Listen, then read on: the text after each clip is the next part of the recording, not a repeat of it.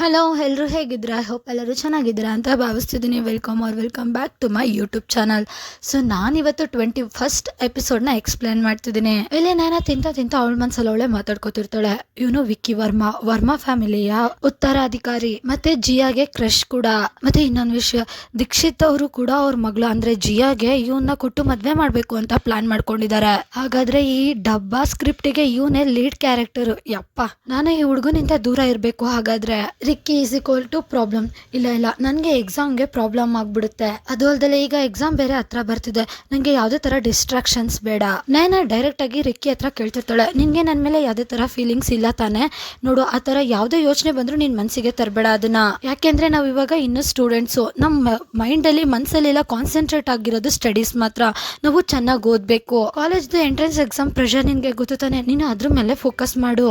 ನೇನ ಮಾತ್ ಕೇಳಿ ರಿಕ್ಕಿಗೆ ಜೋರಾಗಿ ನಗು ಬಂದ್ಬಿಡುತ್ತೆ. ಇಲ್ಲಿ ಅದಕ್ಕೆ ನೇನ ಹೇಳ್ತಿರ್ತಾಳೆ, ಈ ತರ ಎಲ್ಲ ನಗ್ಬೇಡ, ಇದೆಲ್ಲದ್ರಿಂದನೂ ನಾವು ಓದೋದ್ರ ಮೇಲೆ ಕಾನ್ಸಂಟ್ರೇಟ್ ಮಾಡಕ್ ಆಗೋದಿಲ್ಲ. ಆಮೇಲೆ ರಿಚರ್ಡ್ ಯೂನಿವರ್ಸಿಟಿ ಅಂತ ಕಾಲೇಜ್ಗೆ ನಮ್ಗೆ ಅಡ್ಮಿಷನ್ ಸಿಗಲ್ಲ. ನಂಗೆ ಬರೀ ಇದನ್ನ ಯೋಚನೆ ಮಾಡಿದ್ರೇನೆ ತುಂಬಾ ಭಯ ಆಗುತ್ತೆ ಅಂತ ಫುಲ್ ನಡಗ್ಬಿಡ್ತಾಳೆ ಅವಳು. ರಿಕ್ಕಿ ನಗ್ತಾ ಹೇಳ್ತಿರ್ತಾನೆ, ಆದ್ರೆ ನಾನು ಆಲ್ರೆಡಿ ರಿಚರ್ಡ್ ಯೂನಿವರ್ಸಿಟಿಯ ಸ್ಟೂಡೆಂಟ್. ಸೊ ಹೇಳು, ನಾನು ಈಗ್ಲೂ ಕೂಡ ಎಕ್ಸಾಮ್ಸ್ ಪ್ರಿಪರೇಷನ್ ಮಾಡ್ಕೋಬೇಕಾ? ಈ ಮಧ್ಯ ಕೇಳಿ ನಾನು ಫುಲ್ ಶಾಕ್ ಆಗ್ಬಿಡ್ತಾಳೆ. ಆಮೇಲೆ ಅವಳು ನಗ್ತಾ, ಹೋ ನೀನ್ ಈಗ ಹೈಸ್ಕೂಲಲ್ಲಿ ಇಲ್ವಾ, ನಾನು ಅನ್ಕೊಂಡೆ ಅಂತ ಹೇಳ್ಬಿಟ್ಟು ಅವಳು ಸುಮ್ನಾಗ್ಬಿಡ್ತಾಳೆ. ರಿಕ್ಕಿ ಕಂಟಿನ್ಯೂ ಮಾಡ್ತಾ ಹೇಳ್ತಾನೆ, ಆಕ್ಚುಲಿ ನಮ್ಮ ಮಾಮ್ ಡ್ಯಾಡ್ಗೆ ನೀನು ಇಷ್ಟ ಆದೆ, ಅವರು ನಿನ್ನನ್ನ ನೋಡ್ಕೊ ಅಂತ ಹೇಳಿದ್ದಾರೆ, ಅದಕ್ಕೆ ನಾನು ಈ ತರ ಮಾಡ್ತಿರೋದು. ನಾನು ಈ ಮಾತನ್ನ ಕೇಳಿ, ಹಾಗಾದ್ರೆ ನಾನು ಥ್ಯಾಂಕ್ ಯು ಮಾಮ್ ಡ್ಯಾಡ್ ಅಂತ ಹೇಳ್ಬೇಕು? ನಾನು ಅರ್ಥ ಆಗಲ್ಲ, ಥ್ಯಾಂಕ್ ಯು ಅಂತ ನಿಮ್ ಪೇರೆಂಟ್ಸಿಗೆ ಹೇಳ್ಬೇಕು ಅಂತ ಹೇಳ್ತಿರ್ತಾಳೆ.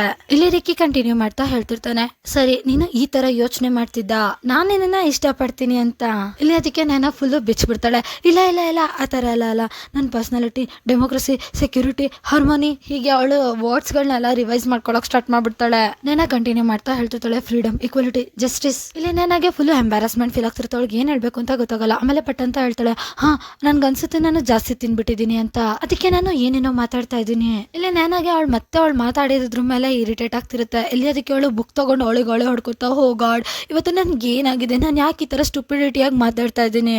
ನಂಗೂ ದೀಕ್ಷಿತ್ ಫ್ಯಾಮಿಲಿಯ ಡ್ರಾಮಾ ಇದೆಯಲ್ಲ, ಅದ್ರ ವೈರಸ್ ಅಂಟ್ಕೊಂಡ್ಬಿಟ್ಟಿದೆ ಅನ್ಸುತ್ತೆ.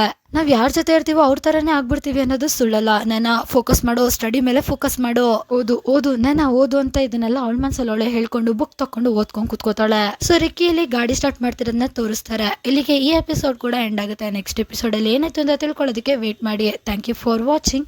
Bye guys.